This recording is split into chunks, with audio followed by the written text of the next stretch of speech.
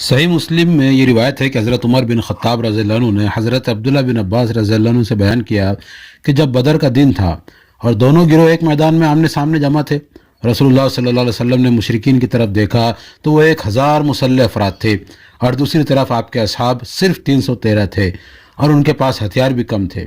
اس وقت رسول اللہ صلی اللہ علیہ وسلم نے قبلے کی طرف رخ کیا، پھر اپنے دونوں ہاتھوں اٹھا کر اپنے رب کو پکارنا شروع کیا۔ آپ نے فرمایا کہ اے اللہ، تو نے مجھ سے جو وعدہ کیا ہے اس کو پورا فرما۔ اے اللہ، اگر تو اہل اسلام کی اس جماعت کو ہلاک کر دے تو اس کے بعد زمین میں تیری عبادت نہیں کی جائے گی۔ رسول اللہ کے یہ الفاظ بلا مبالغہ درست تھے۔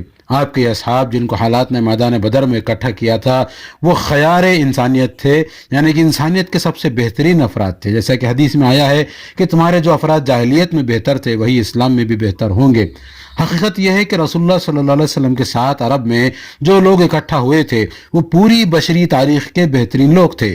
وہ لمبے تاریخی عمل کے دوران بن کر تیار ہوئے اور پھر انہیں یہ موقع ملا کہ وہ خاتم الرسول کا ساتھ دے کر وہ انقلاب برپا کریں جو ہزاروں سال سے اللہ تعالیٰ کو مطلوب تھا مگر اب تک وہ وقوع میں نہیں آیا تھا۔ یہ وہ قیمتی گروہ تھا جو تمام اعلیٰ انسانی اوصاف کا کامل نمونہ تھا۔